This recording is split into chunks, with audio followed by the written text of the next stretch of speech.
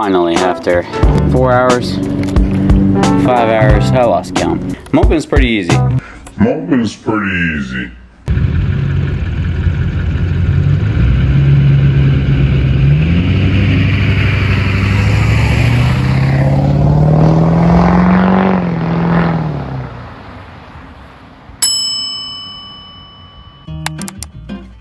Alright, so we got my cousin's trailer that we're getting up to my uncle's house up in New Maine. He's got a place, so we're dropping it off. And she's squatting pretty hard.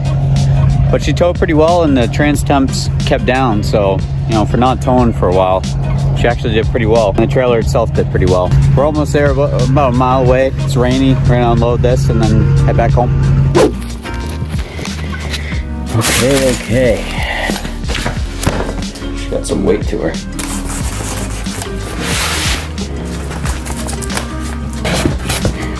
What do we have in this package? Of course, there's another box. Hold on. So this is a new steering box, Redhead products. I would say from reviews, one of the best. My box right now has a leak that's been going on since I bought the truck, and I replaced power steering lines, which took care of the leak somewhat, but it looks like it's still coming from the actual box itself and not the power steering pump. Fingers crossed. This is going to help tighten up the steering and everything as well. So it's a really nice day out. Everybody's kind of out doing their own thing, and I figured, yeah, literally everybody's mowing, like everybody's doing something in the neighborhood. Right, just gotta head to the store real quick because I need to grab the fuel filter, and I don't have a 1 5/16 on hand, which is the socket size for the nut that goes on the steering arm. So it's a big one. The oil's all changed, started up, sounds pretty good. We got 340, 803 on the clock. Purrs like a kitten. So let's go get that done and get this box in.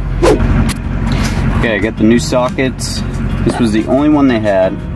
1 5/16, which is massive. Such a weird size. It's 3/4 drive.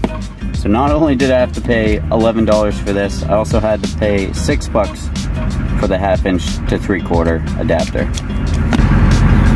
The new fuel filter, it is a microguard. It is on the lower end of the spectrum, but I do it every other oil change or every 10,000 miles or so. So I keep up with it, because the high efficiency one is more than double the price, and I'm not about that. So I give her the goods sometimes, but I gotta let her know it's not all about you, baby. Okay.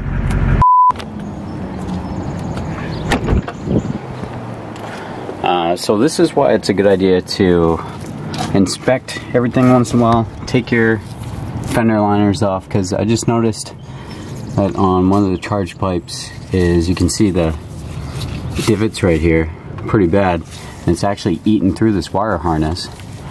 Luckily it hasn't been exposed yet, but yeah, these are things like, if that exposed and the wires, you know, shorted out, God only knows the freaking problems I'd have. Like, that's the thing with these old trucks, is vibrations just constant vibration. So I mean, that would have ate through, that would have had a boost leak. It just would have been bad. So I'm gonna make sure nothing's on the charge pipe.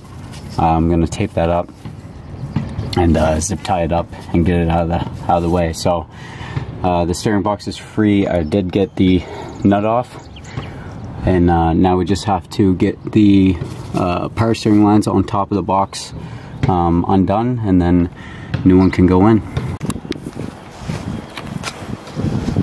Well, boys and girls, finally, after, oh, I don't know, 4 hours, 5 hours, I lost count. The box is out, along with, as you'll notice, the pitman arm, and also the steering shaft, 2 of which I'm looking to replace, so I don't have to try and get any of this off. Pitman arm would not come off. I couldn't get a straight shot at it. It's in such a bad spot. So you have part of the subframe right there, just right in the frickin' way. And everything's just a pain in the ass to get to. I had to pull the intercooler charge pipe off just to get access to the top so I could get the 2 ports unbolted for the power steering hoses. I ended up taking the bolt off the shaft right there because it wouldn't pull out of the box. I mean, I figured with the power steering leak, I would have had plenty of lubrication throughout the years, but yeah, I was wrong. I mean, this truck that's the original box, I'm assuming, so been like that for a while. So before I put anything new in, engine degreaser, I'm just gonna coat everything. It's disgusting. As you can see, about 340,000 miles and a power steering leak. It's made it pretty bad, so I'm just gonna literally get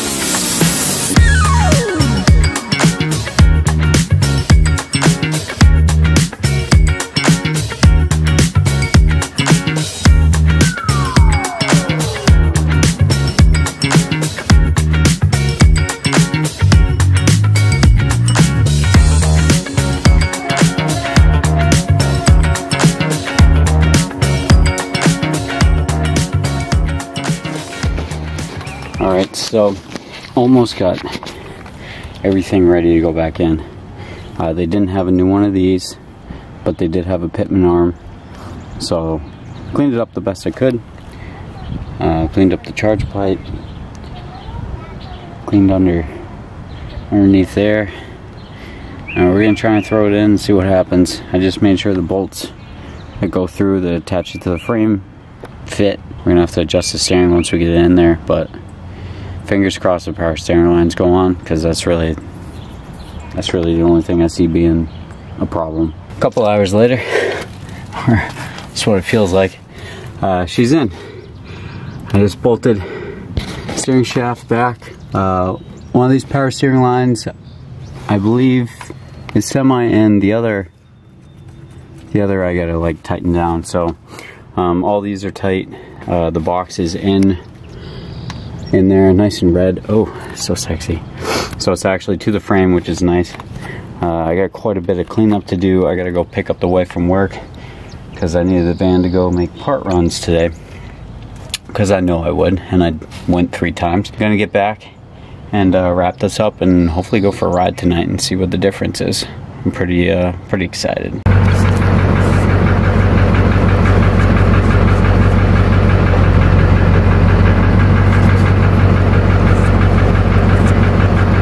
Getting the air bubbles out right now.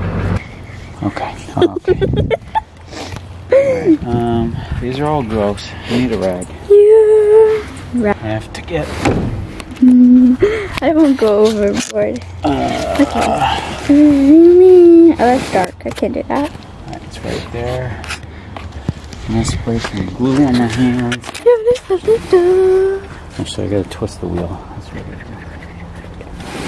Alright. Okay. So I need to get the fuel filter out.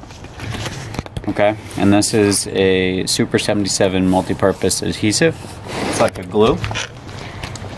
So you shake it up real good, toss it in the air, almost drop it.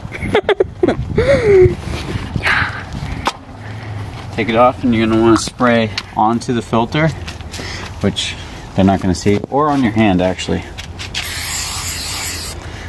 And this is gonna start getting really, really sticky in a second. He's going under there. Go under here, where the fuel filter is. We're gonna get a nice grip on it. Itself, which is nice. So here's all the diesel fuel. Nice and green. So this is the old filter. We gotta put the new one on, but we gotta take this off first. And new filter's in. Doesn't look like it because I got a little bit of glue and dirt and countless other stuff, so we gotta give it some serious prime. Optimus Prime. Let's try before I light it on fire.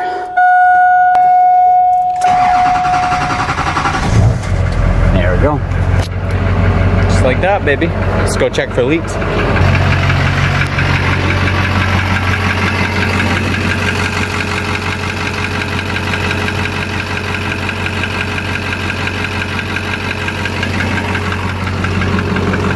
That's not leaking. Most important part.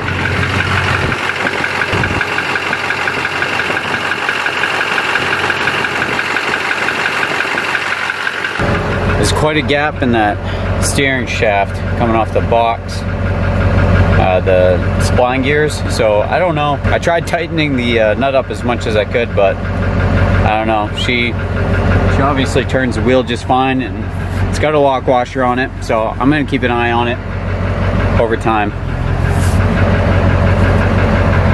And it's looking like this is my new straight.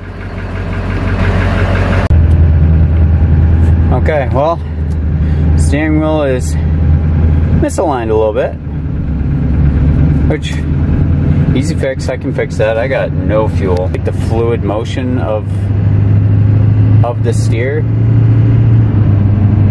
so much better, way better. Oh hell yeah, brother! I don't see much of anything. There's gonna be more leaks over time. It's an old truck. I'm pretty sure it's got blow by.